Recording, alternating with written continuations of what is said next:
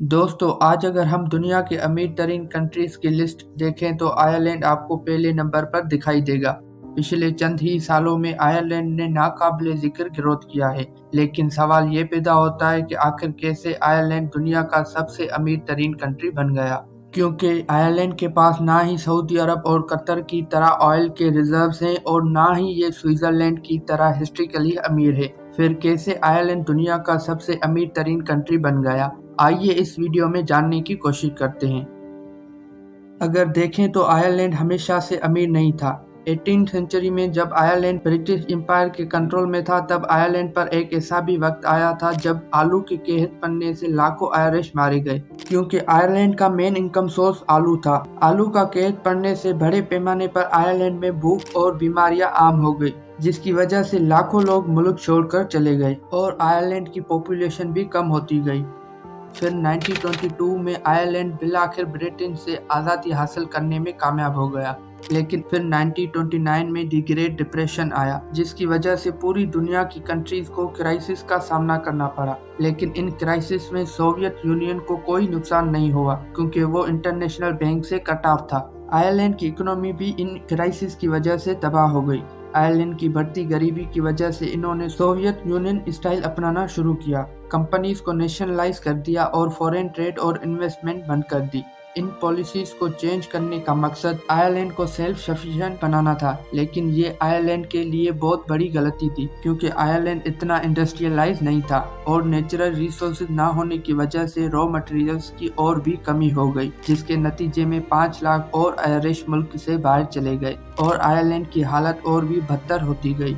Irish government को भी इस गलती का अंदाजा हो गया था। फिर वर्ल्ड वार 2 के बाद आयरलैंड के लीडर्स ने इकोनॉमिक पॉलिसीज को चेंज करना शुरू कर दिया। फिर से फॉरेन ट्रेड और इन्वेस्टमेंट खोल दी गई और नेशनलाइज की गई कंपनीज को प्राइवेट कर दिया और लो टैक्सेस रेट के साथ एक फ्री इकोनॉमिक ट्रेड जोन बनाया गया, ताकि मल्टीनेशनल कंपनीज को अट्रैक्ट किया जा सके। और देखते ही देखते ये प्लान काम कर गया। नो टैक्सेस स्कीम की वजह से बड़ी बड़ी कंपनी जैसे कि इंटेल और डिबीर ने दूसरे मुल्क छोड़कर आयरलैंड में अपनी न्यू इंडस्ट्रीज बनाना स्टार्ट कर दी। आयरिश की मईशत ने इन सालों में पहली बार काबिले जिक्र तरक्की देखी। इसी ही ग्रोथ के लिए 1967 में आयरलैंड ने फ्री एजुकेशन अपने मुल्क में स्टार्ट कर दी और इसी ही तरक्की के दौरान 1973 में आयरलैंड ने यूरोपियन यूनियन भी ज्वाइन कर लिया। जैसे आयरलैंड की इकोनॉमी मजीद बेहतर होती गई, लेकिन 1970s में ग्लोबल ऑयल क्राइसिस आए, जिसमें कंट्रीज की मईशत तबाह हो गई और बैंक भी डिफॉल्ट कर गए, जिसमें आयरलैंड की मईशत को भी काफी धचका लगा। आयरलैंड ने फिर से इकोनॉमिक ग्रोथ हासिल करने के लिए अपनी पॉलिसीज और मजीद चेंज कर दी, टैक्सेस और भी कम कर दिए और बाकी दुनिया से एक कदम आगे बढ़कर आयरिश वर्कर्स को फायर करने की रिस्ट्रिक्शन हटा दी। जहां पर बाकी कंट्रीज में वर्कर को फायर करने में नोटिस और एडवांस सैलरी देनी होती थी, आयरलैंड में कंपनीज के लिए वर्कर्स को फायर और हायर करना आसान कर दिया, जिसकी वजह से और भी बड़ी बड़ी कंपनीज ने अपनी इंडस्ट्रीज आयरलैंड में सेटल करना शुरू की और इन इनोवेटिव पॉलिसीज ने आयरलैंड की तकदीर बदल दी, जिससे आयरलैंड दुनिया का तीसरा बिजनेस फ्रेंडली कंट्री बन गया। ऐसे ही 20 सालों तक आयरलैंड एक गरीब से यूरोप का अमीर मुल्क बन चुका था।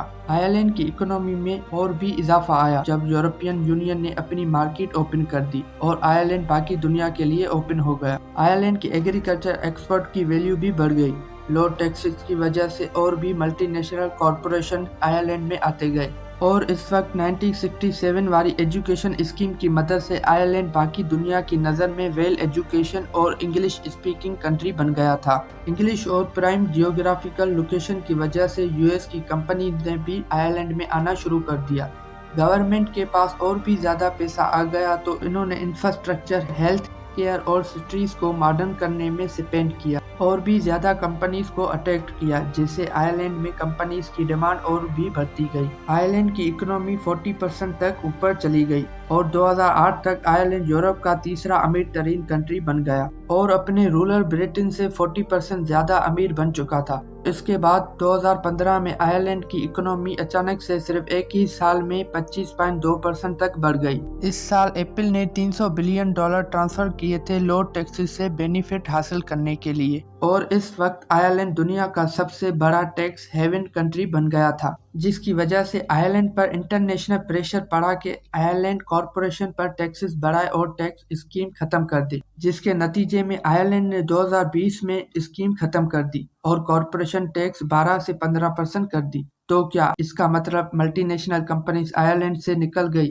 کمپنیز نے آئرلینڈ میں صحیح انفراسٹرکچر بنانے کے لیے ہنڈریڈز آف بلین انویسٹ کیے تھے، جسے بنانے میں کافی ٹائم لگتا ہے اور کمپنیز کے لیے دوسرا الٹرنیٹو فائنڈ کرنا مشکل تھا۔